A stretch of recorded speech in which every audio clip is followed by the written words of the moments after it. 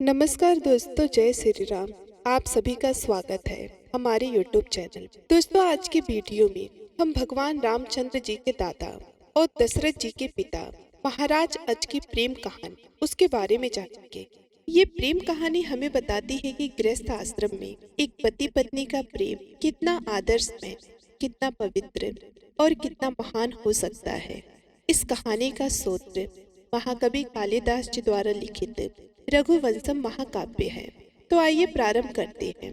बात तब की है जब अयोध्या में एक स्वांगो वंश के राजा रघु राज्य किया करते थे। रघु इतने प्रतापी राजा हुए कि उनके नाम पर उनके वंश को रघुवंश के नाम से भी जाना जाता। इस महाराज रघु के प्रतापी पुत्र हुए अज।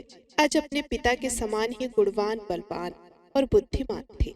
एक बार राजा रघु ने विश्वजीत नामक यज्ञ किया। उस यज्ञ में उन्होंने अपना संपूर्ण धन दान में दे दिया, लेकिन उस यज्ञ के परिणाम स्वरूप पूरी धरती के राजा भी बन गए, क्योंकि उस यज्ञ के दौरान कम ही समय में अपना संपूर्ण धन दान में देने के कारण राजा रघु कुछ समय के लिए निर्धन हो गए। उस समय राजा रघु के दरबार में वरवंतु नामक एक ऋषि रहा करते थे। वे मंत्र दृष्टा ऋषि थे और वो बहुत महान ऋषि थे। उनके एक शिष्य हुए कौट्स। कौट्स की जब शिक्षा दीक्षा पूरी हुई तब उन्होंने अपने गुरु से गुरु दक्षिणा लेने को कहा। इस पर वरवंतु ने कहा कि वत्स, मैं तुम्हारी गुरु भक्ति से ही बड़ा प्रसन्न हूँ। तुम्हारी निष्काम सेवा ही मेरे लिए गुरु दक्षिणा है। मैं तुमसे और कुछ नहीं चाहता हूँ। इस पर कौट्स ने कहा कि नहीं गुरुजी, आपको कुछ न कुछ गुरु दक्षिणा तो मांगनी ही होगी। दोस्तों, कौट्स अपने हट पे आ गए थे और गुरु वरवंतु को अपने शिष्य के इस हट से किंचित गुस्सा आ गया। उन्होंने कहा कि कौट्स, यदि तुम मुझे दक्षिणा देना ही चाहते हो तो सुनो, मैंने तुम्हें 14 प्रकार की विद्याएं प्रदान की हैं। तुम मुझे प्रत्येक विद्या के लिए 1-1 करोड़ मुद्रा दान करो। यानी कि ऋषि वरवंतु ने अपने शिष्य से 14 करोड़ स्वर्ण मुद्राएं मांगी। दोस्तों, इधर कौट्स के पास ना देने के लिए कोई चारा था और ना ही उनके पास इतना धन देने के लिए था। अब वे क्या करते, लेकिन उन्हें अपने गुरु की बात माननी ही थी। इसलिए उन्होंने अपने गुरु से कुछ समय मांगा और वहां से प्रस्थान कर गए। उन्होंने सोचा कि इतना धन मेरे पास तो कभी नहीं आ सकता, इसलिए मैं अपने राजा के पास चलकर इस धन की मांग करता हूँ। इसी विचार को लेकर के वो रघु राजा के पास आए। रघु ने अपने कुल की प्रतिष्ठा के अनुसार ही कौट्स की प्रतिज्ञा का आतिथ्य स्वीकार किया। महर्षि कौट्स राजा रघु के अतिथि सत्कार से प्रसन्न तो हुए, लेकिन उन्होंने देखा कि इस अतिथि सत्कार में राजा रघु उन्हें मिट्टी के पात्रों में अन्न और जल समर्पित कर रहे हैं। कौट्स तो पहले से ही जानते थे कि रघु ने विश्वजीत यज्ञ किया है, लेकिन उन्हें अंदेशा था कि राजा रघु पूरी धरती के सम्राट है तो अब तक उनके कोष में वह भंडार आ ही गया होगा। लेकिन मिट्टी के पात्रों को देखकर कौट्स सहज ही अनुमान लगा लिए कि रघु अभी भी निर्धनता से उभर नहीं पाए हैं। जब राजा रघु ने कौट्स के प्रदर्शन करके उनका अतिथि सत्कार कर लिया तो उनसे कुशल क्षेम पूछा और कहा कि हे महर्षि, यहाँ आने का कारण बताइए। इस प्रकार अपने और अपने गुरु के कुशल क्षेम को बताते हुए कौट्स ने कहा कि महाराज, मैं यहाँ पर जिस उद्देश्य से आया हूँ आप उसे पूर्ण नहीं कर सकते। इससे मैं आपसे नाराज भी नहीं हूँ। मुझे आपकी स्थिति का पता नहीं था, इसलिए मैं आपके पास चला आया। मैं आपके आतिथ्य सत्कार से बड़ा ही प्रसन्न हूँ, लेकिन अपनी बात को अपने मन में लिए ही यहाँ से चला जाऊंगा। इससे आपको न कहने का पाप भी नहीं लगेगा और मुझे न मिलने का दुख भी नहीं होगा। तब राजा रघु ने कहा कि महाराज, यदि आप हमारे दरवाजे से बिना कुछ मांगे और बिना कुछ लिए लौट जाएंगे तो ये हमारे कुल की कीर्ति में कलंक होगा। हमारे इस रघु वंश में किसी भी राजा ने किसी भी याचक को खाली हाथ नहीं भेजा है। फिर इस वंश का राजा रघु अगर ऐसा काम करता है तो पूरे इतिहास में अब बदनाम होगा। तब कौट्स ने कहा कि महाराज, मैं आपकी बात और आपकी मनोदशा समझ रहा हूँ, लेकिन मुझे जो मांगना है वह इतना अधिक है कि इस समय आप नहीं दे सकते हैं। रघु ने कहा कि आप मांग कर तो देखिए। रघु, ऐसा क्या चीज है जो नहीं प्रदान कर सकता है? अंत में राजा रघु के बार बार कहने पर कौट्स ने अपनी बात बताई और कहा कि गुरु ने मुझसे 14 करोड़ स्वर्ण मुद्राओं की मांग रखी है। मैं चाहता हूँ कि आप मुझे वो प्रदान करें ताकि मैं अपने गुरु को यह ऋण दे करके उनके ऋण से उत्तीर्ण हो सकूं। रघु के पास उस समय उनके कोष में एक फूटी कौड़ी तक नहीं थी, उन्होंने कहा कि महाराज, मैंने पूरी धरती से कर ले करके यज्ञ में दान कर दिया है। इतनी जल्दी पुनः उनसे कर मांगना अच्छी बात नहीं होगी, यह प्रजा पर अत्याचार होगा। इसलिए आप 2-3 दिनों तक मेरी यज्ञशाला में विश्राम कीजिए। मेरी यज्ञशाला में हमेशा ही तीनों अग्नियां प्रज्वलित रहती हैं। आप चौथी अग्नि की भांति मेरे यज्ञशाला को पवित्र बनाइए। दोस्तों, ऋषि कौट्स राजा रघु की बात को मानकर उनकी यज्ञशाला का अतिथि स्वीकार कर। इधर राजा रघु मन ही मन सोच रहे थे, पूरी धरती के सभी राजाओं से मैंने कर ले ही लिया है, उनसे पुनः कर मांगना, उन पर अत्याचार करना होगा। क्यों न स्वर्ग के कोषाध्यक्ष कुबेर से ही इस धन की मांग की जाए। लेकिन वो जानते थे कि कुबेर मांगने से धन नहीं देंगे। इसलिए राजा रघु ने अपने गुरु वशिष्ठ जी द्वारा आमंत्रित किए हुए रथ पर बैठकर स्वर्गलोक पर चढ़ाई करने का निर्णय लिया। विश्राम में ही पूजा अर्चना करके रथ में बैठ गए, क्योंकि इस समय मुहूर्त था और वो रथ में बैठे हैं। सुबह होने की प्रतीक्षा करने लगे ताकि सुबह होते ही वे कुबेर पर चढ़ाई करके उनसे 14 करोड़ स्वर्ण मुद्राएं वसूल सके। लेकिन रघु का प्रताप इतना अधिक था कि रात में कुछ समय के लिए जब रघु को नींद लगी तो अचानक से उनके कोषाध्यक्ष ने आकर उन्हें जगा दिया। कहा कि महाराज, एक आश्चर्यजनक बात हुई है। हमारा सारा कोष स्वर्ण मुद्राओं से भरा पड़ा है। रघु समझ गए कि कुबेर ने उनके युद्ध के भय से डर करके उन्हें कुछ स्वर्ण मुद्राएं अर्पित की हैं। दोस्तों, जो कुबेर ने राजा रघु को स्वर्ण मुद्राएं दी थी, वह स्वर्ण मुद्राएं 14 करोड़ से भी अधिक थी। रघु चाहते थे कि कौट्स सभी को ले जाए और कौट्स चाहते थे कि मैं 14 करोड़ से एक भी मुद्रा अधिक नहीं लूंगा। दोस्तों, इधर दानी देने के लिए उतावला था और याचक अपनी याचना से अधिक नहीं लेना चाहता था। इस दृश्य को देखकर धरती ही क्या बल्कि 14 भुवनों के लोग भी राजा रघु और कौट्स की प्रशंसा की। कौट्स अपना मनचाहा धन लेकर के अपने ऋषि के पास लौट आए।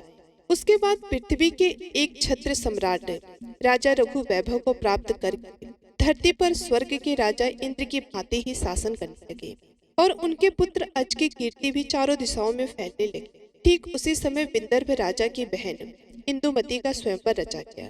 विंदर्भ राज चाहते थे कि अज भी उस स्वयंवर में पधारे, लेकिन उन्होंने सोचा कि यदि स्वयंवर का संदेशा दिया जाएगा तो शायद रघु, जो कि चक्रवर्ती सम्राट हैं, वे मेरे यहाँ अपने पुत्र को ना भेजे। इसलिए विंदर्भ राज ने अपने मंत्री को एक खास संदेश के साथ राजा रघु के पास भेजा।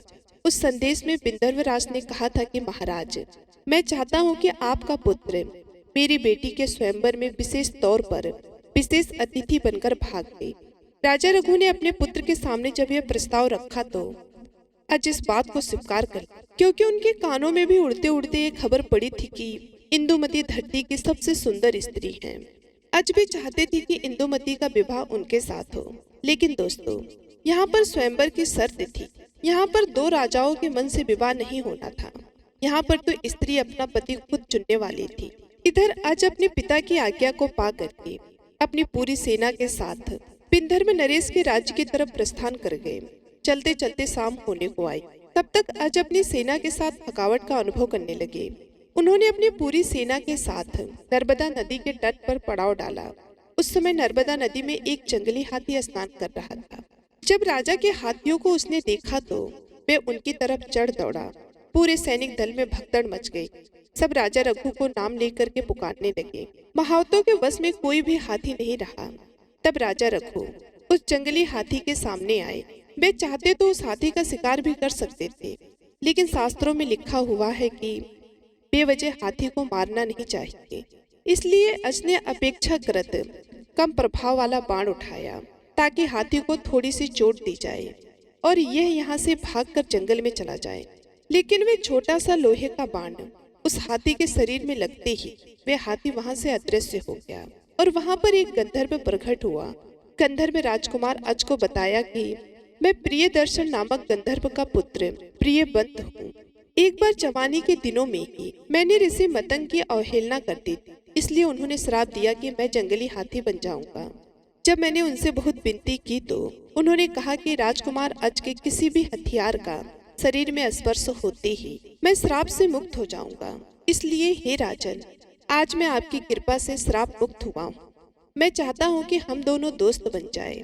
तब अज ने उस गंधर्व की मित्रता को स्वीकार कर लिया बदले में उस गंधर्व ने राजकुमार अज को एक ऐसा हथियार प्रदान किया जिसके संचालन से शत्रु पक्ष के सभी वीर सम्मोहित हो जाते थे, फिर उनसे शस्त्र उठाए नहीं उठता था। राजा अज ने खुशी पूर्वक उस हथियार को भी ग्रहण कर लिया। अगले दिन सुबह उनकी सेना ने विंध्यर्व नरेश के देश में प्रस्थान किया। वहां पर जाने पर विंध्यर्व नरेश ने अज की बड़ी ही आवभगत की और सेवा संकेत किया।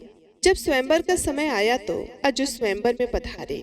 अज की शोभा अन्य सभी राजाओं से अद्भुत और निराली थी और उनका आसन भी सभी राजाओं से अलग हुआ था। एक तरफ ये तय था कि इंदुमती अज से ही विवाह करेंगी, लेकिन यहाँ पर इंदुमती के चयन का प्रश्न था। इंदुमती जब स्वयंवर में आई और उन्होंने अज को देखा तो वे सहज रूप से अज के सौंदर्य पर मोहित हो गई। इंदुमती के साथ उनकी सहेलियां भी थी और जो कि इंदुमती की मंत्री भी थी। वे बारी बारी से सभी राजाओं का परिचय कराते हुए इंदुमती से उनसे विवाह करने का प्रस्ताव रखती थी। इंदुमती सभी को नकारती जा रही थी। जैसे ही इंदुमती अज के पास पहुंची तो उनके शरीर के हाव भाव को देखकर उनकी सखियों ने अनुमान लगा लिया कि ये अज से ही विवाह करने वाली। इस पर एक सखी ने हंसी ठिठोली करते हुए कहा कि इंदुमती, ये कोई बड़े राजकुमार नहीं है, इनके पिता बड़े राजा हैं, आप इनसे विवाह मत कीजिए, यह तो जब राजा बनेंगे तब बनेंगे। दोस्तों, उस भरे स्वयंवर में जो कि इंदुमती अपने पिता और पूरे समाज के सामने प्रेम का प्रदर्शन करना नहीं चाहती थी, इसलिए उन्होंने कनखियों से अपनी सखी की तरफ देखा। सखी राजकुमारी की मनसा समझती थी, वह तो हंसी ठिठोली कर रही थी। अंततः इंदुमती के आदेश पर उस सखी ने इंदुमती के हाथ से वह वरमाला राजा अज के गले में पहनवा दिया। राजा अज और इंदुमती दोनों एक दूसरे के हुए। इधर स्वयंवर में जो अन्य राजा पधारे थे उन्हें यह विवाह रास नहीं आया, क्योंकि यह तो उनकी हार थी। लेकिन वो लोग विंध्यर्व नरेश के यहाँ अतिथि बनकर आए थे, इसलिए उनके राज्य में उन्होंने कुछ भी करना उचित नहीं समझा, बल्कि जिस रास्ते से अज लौटने वाले थे उस रास्ते पर उन्होंने सम्मिलित रूप से एक सेना तैयार करके वहां पर घेरा डाल दिया। इधर कुछ दोनों के अतिथि सत्कार के बाद बहुविधि से विवाह करने के उपरांत इंदुमती को लेकर अज अपने राज्य अयोध्या की तरफ लौटने लगे। रास्ते में उन्हें राजाओं के सम्मिलित सेना ने उनका रास्ता रोक। दोनों तरफ की सेनाओं में घमासान युद्ध छिड़ गया। इधर अज की छोटी सी सेना थी, उधर सभी राजाओं की बड़ी सी सेना सम्मिलित थी। लेकिन राजकुमार अज का इतना रण कौशल अद्भुत था, उनकी छोटी सी सेना ही उस बड़ी सी सेना पर भारी पड़ने लगी। जब राजाओं ने देखा कि हम एक एक करके अज का सामना नहीं कर सकते हैं, तब उन्होंने नीति विरुद्ध काम किया। वो सब एक साथ मिलकर अज को मारने के लिए दौड़े। उन्होंने विचार किया कि यदि अज समाप्त हो जाएंगे तो उनकी छोटी सी सेना का अस्तित्व ऐसे ही मिट जाएगा। दोस्तों, उन सभी राजाओं ने चारों तरफ से अज को घेर लिया और उन पर एक ही साथ इतने अस्त्र फेंक मारे कि राजकुमार का रथ उन अस्त्रों और शस्त्रों से ढक गया। केवल उनकी ऊंची पताका का कुछ भाग ही दिखाई दे रहा था, जिससे कि उनकी सेना को यह पता चल रहा था कि अज कहाँ पर है। लेकिन अज ने अपने पराक्रम से उन सभी हथियारों को निरस्त कर दिया और गंधर्व द्वारा दिए गए उस सम्मोहन के हथियार का प्रयोग किया, जिससे शत्रु की सारी सेना अज की तरफ सम्मोहित हो गई। दोस्तों, अज चाहते तो उन सभी को वहीं पर मार सकते थे, लेकिन उन्होंने उनके ही खून से एक चिट्ठी लिखकर छोड़ दिया, जिस चिट्ठी में लिखा था कि मैं तुम सभी को प्राण दान देता हूँ, लेकिन इतना समझ लो कि मैं तुम सबको कभी भी समाप्त कर सकता हूँ। इसलिए तुम सब अपने आप को मेरे अधीन जानो और खुशी पूर्वक अपने राज्य में जाकर राज्य किया करो। मुझसे लड़ने की हिम्मत दोबारा मत करना। दोस्तों, अज की इस जीत से इंदुमती उनके प्रति और आकर्षित हो गई। वो दोनों एक दूसरे से अगाध प्रेम करने लगे। इधर जब विवाह करके अज अपने अयोध्या राज्य में वापस आए तो राजा रघु भी बड़े प्रसन्न हुए। उन्होंने उस पूरी धरती का सम्राट अज को नियुक्त कर दिया और स्वयं सन्यासी हो गए। दोस्तों, कालिदास लिखते हैं कि जिस राज्य को पाने के लिए बड़े बड़े राजाओं के पुत्र आपस में ही कत्ल किया करते हैं, अपने पिता से लड़ जाते हैं, उस राज्य को अज ने सहज ही प्राप्त कर लिया। दोस्तों, अब अज पूरे पृथ्वी के चक्रवर्ती सम्राट भी हो गए थे और अपनी पत्नी के लिए एक साधारण प्रेम करने वाले पति भी थे। इधर राजा रघु ने सन्यासी होकर के अपना शरीर त्याग दिया और स्वर्ग को प्रस्थान कर गए। अज ने अपने पिता का अंतिम संस्कार बड़े ही सत्कार पूर्वक और विधि पूर्वक किया। कुछ समय पश्चात इंदुमती को एक पुत्र हुआ। वह पुत्र अपने लक्षणों में अपने दादा रघु और अपने पिता अजय से भी बड़ा हुआ था। ज्योतिषों ने कहा था कि यह पुत्र आपके सूर्यवंश की कीर्ति को 10 दिशाओं में फहराने वाला होगा, इसलिए उस पुत्र का नाम रखा गया दशरथ। दोस्तों इधर दशरथ धीरे धीरे बड़े होने लगे। उधर अज अपनी पत्नी से बहुत प्रेम किया करते थे। वो अक्सर अपने बनाए हुए उद्यान में प्रेम पूर्वक विहार करते थे। एक समय की बात है जब वो दोनों उस उद्यान में विहार कर रहे थे और इंदुमती राजा अज के पैरों पर सर रखकर सो रही, तो उसी समय आकाश में देवर्षि नारद निकले। वो गोकर्ण तीर्थ की तरफ जा रहे थे। जब वो उद्यान के ऊपर पहुंचे तो हवा के झोंके से उनके बीड़ा में लगी हुई पुष्पों की माला का एक पुष्प निकलकर इंदुमती की छाती पर गिर पड़ा।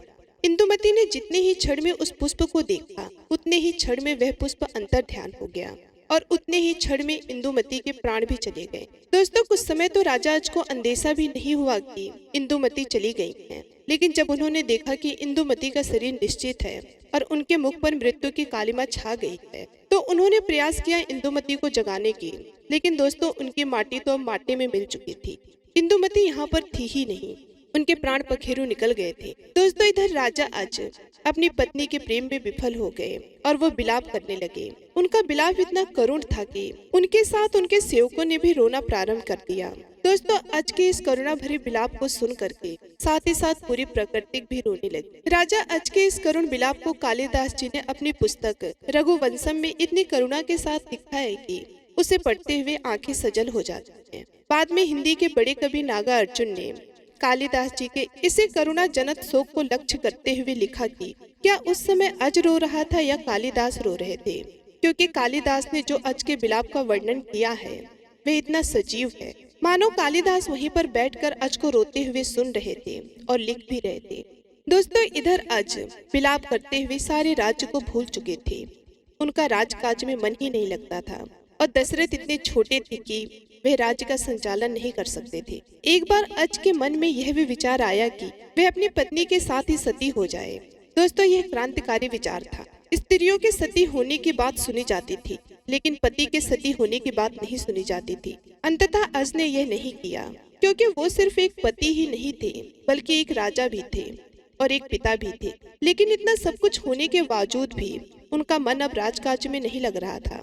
वहीं वशिष्ठ मुनि एक यज्ञ कर रहे थे जिसमें अज उस राज्य में नहीं थे। जब उन्होंने अपने त्रिकालदर्शी से इस बात को देखा तो उन्होंने अपने एक शिष्य को अज को समझाने के लिए उनके पास भेजा। शिष्य ने महाराज अज को समझाया कि महाराज आपकी इस दशा को गुरु वशिष्ठ ने अपनी त्रिकाल दृष्टि से देख लिया है। गुरु वशिष्ठ ने मुझे यहाँ पर भेजा है। उन्होंने कहलवाया है कि आपकी पत्नी जो स्वर्गलोक चली गई है वह स्वर्ग जाने के लिए ही आई थी। वे अपने पिछले जन्म में हरि नामक एक अप्सरा थी, जिस अप्सरा को इंद्र ने त्रिविंदु ऋषि के यहाँ उनकी तपस्या भंग करने के लिए भेजा था। जब हरि ने अपने प्रयासों से त्रिविंदु ऋषि की तपस्या भंग कर दी थी, तो त्रिविंदु ऋषि ने उसे श्राप दिया कि तुम जाओ अप्सरा योनि को छोड़कर मानवी बन जाओ। इस पर हरि ने उनसे कहा कि मैं तो दूसरे के यहाँ काम करने वाली हूँ, मुझे तो इंद्र की आज्ञा का पालन करना था। हे प्रभु मेरी कोई गलती नहीं है। तब त्रिविंदु ने कहा कि जब तुम्हें स्वर्ग का कोई फूल दिखेगा तो तुम अपने शरीर को छोड़कर वापस अप्सरा बन जाओगी। दोस्तों उस दिन देवर्षि नारद के वीणा से गिरा हुआ फूल स्वर्ग लोक का ही फूल था, इसलिए उसे देखकर इंदुमती के प्राण निकल गए थे। अज ने ध्यान पूर्वक उस बात को सुना और उन्होंने अपने गुरु को प्रणाम निवेदित किया। लेकिन इतना सब कुछ होने के बावजूद भी अज का मन राजकाज में नहीं लगा। वो सदा के लिए इंदुमती की हो चुके थे। धीरे धीरे समय बीतता रहा। वे समय की प्रतीक्षा में लगे हुए थे। उनके मन से इंदुमती का शोक कभी नहीं गया। जैसे ही दशरथ कुछ तरुण हुए और राज के संचालन के योग्य हुए, तो अज ने अपने राज्यभार को दशरथ को सौंप दिया और वो अनशन व्रत लेकर बैठ गए। बिना कुछ खाए पिए उन्होंने ईश्वर का ध्यान किया और अंत में अपने शरीर को त्याग करके अपनी पत्नी को स्वर्ग लोक में प्राप्त किया। तो दोस्तों यह थी राजा अज और इंदुमती की प्रेम कहानी। कैसे लगी आप सभी को कमेंट करके जरूर बताइएगा। दोस्तों यदि वीडियो में बोलते समय मुझसे कोई त्रुटि हो गई हो, शब्दों में कुछ फेरबदल हो गया हो, तो मैं उसके लिए आप सभी दर्शकों से क्षमा चाहती हूँ। यदि वीडियो पसंद आई है तो वीडियो को लाइक करके चैनल को जरूर सब्सक्राइब कीजिएगा, ताकि हमारा प्रोत्साहन ऐसे ही बढ़ता रहे। और साथ ही कमेंट बॉक्स में जय श्री राम जय रघुवंशम जरूर लिखिएगा। मिलते हैं अगले वीडियो में। तब तक के लिए आप सभी लोगों का वीडियो में हमारे साथ अंत तक बने रहने के लिए तहे दिल से बहुत बहुत धन्यवाद।